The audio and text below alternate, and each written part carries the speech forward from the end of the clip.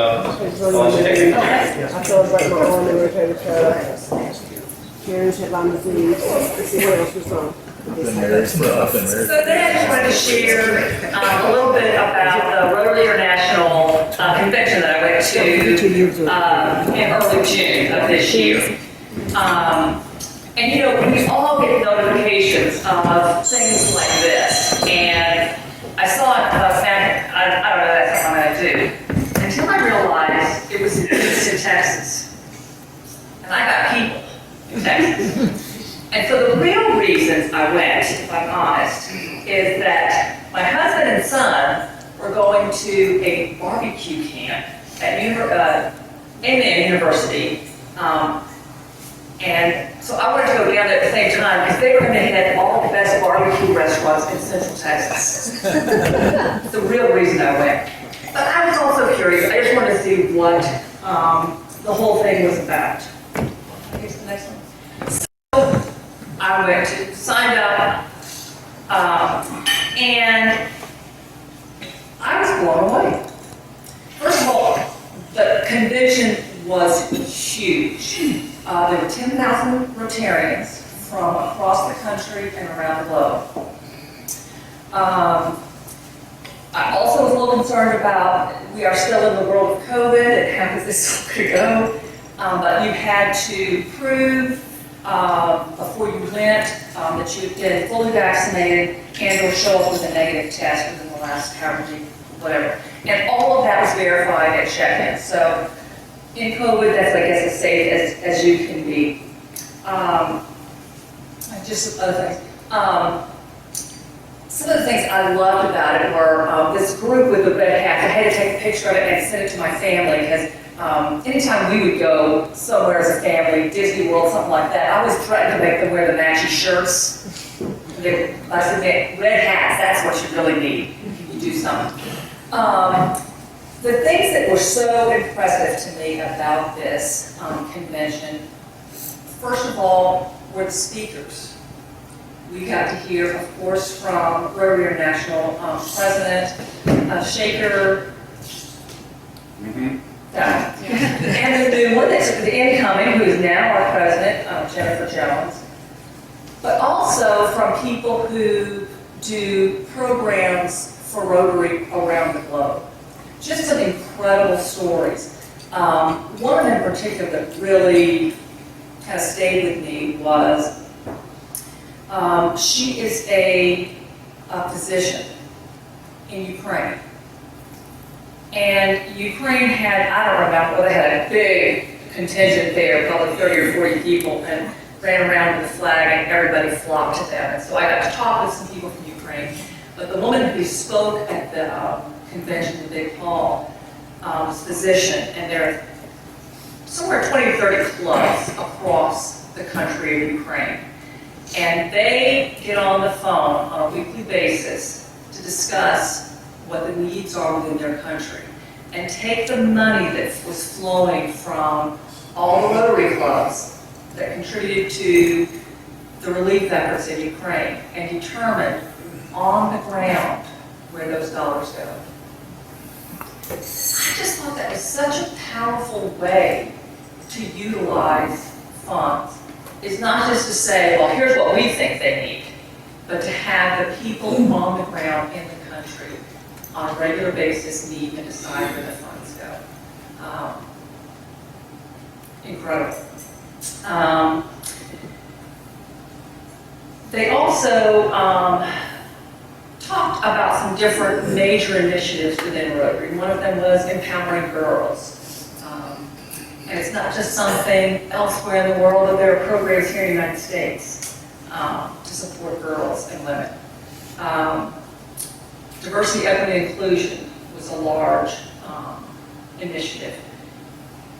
And there was so much focus on impact. Not like, let's just do something to do it, but let's actually measure to make sure that we are creating impact. And if we're not, let's redirect our efforts somewhere else. Also, let's see if I've got. Okay. Yeah. Okay. That was the video, but it flipped sideways somehow, but I wanted to show you the immensity of this conference room with 10,000 people in it, and music and all that. We'll skip that. There's a little picture of it. They also had some entertainment. This one was somebody who was on one of those reality TV, America's Got Talent, The Voice, something like that. This guy's called Sundance Head. Anyway, so a number of Texas acts, groups, providing entertainment. There also were a ton of groups from like India, because the president last year was from India, and some great entertainment. Very high energy. There also were some really terrific breakout sessions. I'll tell you about some of those in just a minute. And the other thing was House of Friendship, which I had someone tell me about it once before, like, oh, it's just a really neat thing to do. I had no idea how big. It was a part of the convention center that was as big as a room that held 10,000 people, and had booth after booth after booth of different, so a couple of things I'll talk to you a little bit more about are fellowship groups and Rotary Action groups. Had a number of vendors selling all kinds of Rotary gewgaws and stuff like that. And then different projects, clubs that had gotten together and done projects had booths sort of share information about their projects. You could have spent the entire time just in that House of Friendship. They also had a little, some things going on there to help you meet people, tables set up where you could just come and sit and talk to other people. They also did things like, they did lessons on how to do the Texas two-step and Cotton Eye Joe. I already know. I didn't do those. Another thing I just wanted to share about sort of the general running of it was 10,000 people, but it was so easy. There's an app that they gave you that had a schedule you could go through and pick out, and they just would tell you where things were. Lots of information in the app, but there also was a session pretty early on for first-timers where they gave you tips on how to sort of get through it and work, figure out how to absorb it all. And there were lots of information booths and people wearing vests that you could go up, sort of ambassadors, you go up and ask. So it was not overwhelming because it was so easy to figure out, to navigate, and to really take advantage of everything. So because I really went to, just go to Texas, I went in with not high expectations. I knew it'd be good. Rotary was a great organization. I knew it'd be good. And I will tell you, I was blown away. And I have such a greater appreciation for Rotary. I always think of Rotary as this room, as you people, as what we do in our community. And we are, that's what we do.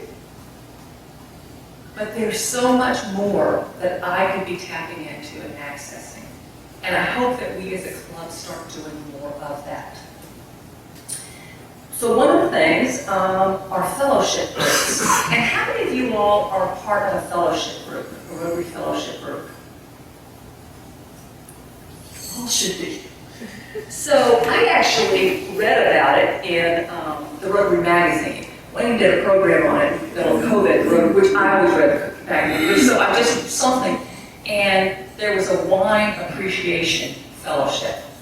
That sounds like me. I think $50 and you get a newsletter, and they had a breakout session for the wine appreciation group, which they put in the room, I think about a fourth of this size, and they had about 10 times as many people. It's way too bad. Everybody appreciates wine. But so I pulled a list, and I just want to share. There's probably, I don't know, over 100 different ones. Amateur radio, antique automobiles, badminton, pretty much anything, right? Here's one on beer and mustache fellowship, I don't know. Doll lovers, curling, golf, gourmet cooking, Italian culture, jazz, photographers, pickleball, quilters. I did go by the quilter booth, they had a beautiful rotary quilt. Travel, triathlon. I can't imagine that there is not something on this list you all are interested in. And so you can just go to, I just Googled today to get this list, Rotary Fellowship groups, and you click on it and get more information and can join a group of people around the world who have the same interest in things you do. The Wine Appreciation Group does a monthly newsletter, and so there's some sort of education, and then Rotarians share like low value, low dollar wines they've tried that are good, or somebody talks about a different kind of wine that maybe we hadn't heard about before. So I mean, that was great. And then at the conference, they actually had some wine dinners that you could attend. So that fellowship groups, I mean, I think that's something that is sort of an add-on that is part of Rotary that I never know about. And I'm definitely going to be looking through the list and saying, what else am I interested in that I can tap into a network around the world on? Another is Rotary Action Group. And the abbreviation for it is RAG. And so at first I was in the House of Friendship seeing booths for something RAG. I have no idea, but Rotary Action Group. And it is groups that come together around sort of specific focus areas, the Rotary areas of focus. So, for example, promoting peace. There's one for domestic violence prevention, one for peace, refugees, and slavery prevention. It's not as long as the fellowships, but it's a pretty good list. I just went to something that I thought I would be interested in, that was menstrual health and hygiene. Given my work that I used to do in pregnancy prevention, I thought, that's interesting, what are we doing? And so this is a group that comes together with best practices, and they are resources. So clubs that want to do a project providing health care for women can contact this Rotary Action Group, and they can connect you with resources and supplies and education. And beyond that, this is something else I really got out of it, was they want every Rotary Club to be successful in their projects. And so it would not make sense to me to think you want to do a project, especially a global project, and not find this group and connect with them. So I said, so what all do you do, and what, how can I be a part of this? And they're like, just let us know. We'll do a presentation to your club. Most of these people are halfway around the world. And I'm like, well, we're in the United States. She's like, she says, I get up at 2 in the morning all the time to do Rotary Zooms. And I thought, well, I can never ask someone to do it. I can't tell you how many people I've met that talked about wanting to help Rotary clubs like ours in Thomasville, North Carolina, and are happy to, in the middle of the night, get up and do a Zoom for us. When I thought about it, and if someone asked me, I would do that. And that's why Rotarians do it. But that was something that I was very interested in. So I would encourage you to look at this list and just see, like, is there something I'm interested in? And you can connect with the group, and they have all the resources you need on any kind of focus that Rotary is doing. And then just overall, what amazing, friendly, connected people Rotarians are. Again, 10,000 people in downtown Houston across, 20, 30 hotels. People are walking everywhere. Very nice bus system to get people from hotels. But just walking up the street, there was a large man, wearing the African garb, the long top and the pants in very bright colors.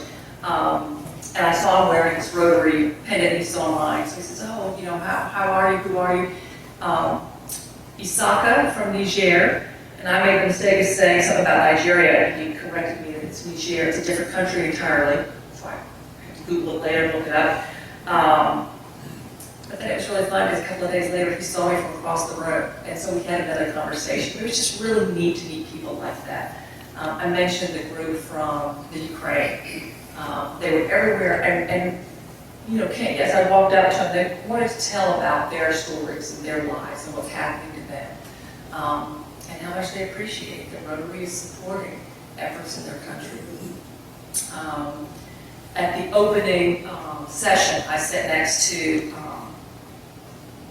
a guy from Canada, and so he and I became big buddies, just sitting next to each other and commenting, and it was the flag presentation with all the flags of Rotary. Here's another interesting fact. There are more flags in Rotary than there are in the United Nations. And I thought, how can that even be? But part of it is because Rotary recognizes flags that the UN doesn't consider a country. Like one of them is San Marino, which is a distinct area in Italy that considers themselves separate from Italy. It was very interesting. I learned so much. And I guess one of the things I just want to sort of finish with is, like, and now what? And now what do I do? And now what can we do? Like I said, the fellowship groups are mine appreciation, but I'm going to look through and see, like, are there others where I can connect with people? There's a couple of areas in that those Rotary action groups that are areas of interest to me. I just want to get more information about things, and that's a great place to start. I also think that we need to make sure that we are tapping into all those resources across the globe. And I don't think we should hesitate to reach out and ask a Rotarian from anywhere to do a Zoom with us, because everyone I talk to is more than happy to. And I think the last thing is, when I joined Rotary, I really thought, well, here's what our club is, and here's what we do. And so that's that. But I don't think we need to be limited to that. I think that anyone in this room can think of something that needs to be done, either here in our community or anywhere in the world, and then raise that project up, raise that interest, that concern, that thing you think that needs to be done, up to our board, and be willing to take on a project. And know that you are not alone in that, because we have a whole club, and we have a whole organization around the world that will help us be successful. That is what I learned at the International Conference. So, there's just me, I took a picture of myself. I don't do selfies, so you can sort of tell I don't really look. And then the most important thing, of course, that was just the next picture on my face. I thought you all wanted to see that. Do we have time? Yeah, any questions? How many languages do you think were spoken throughout the conference? So language was very interesting. All of the presentations were all in English, but they had a simultaneous broadcast that people had some sort of translator. And I think there were 14 or 15 languages that everything was simultaneously broadcast in. And that was for both the big sessions and a lot of breakouts. And you can tell on the little map what languages were in the breakout sessions. I can't remember how many countries they said were represented at the conference, but it was an amazing number. It was very cool.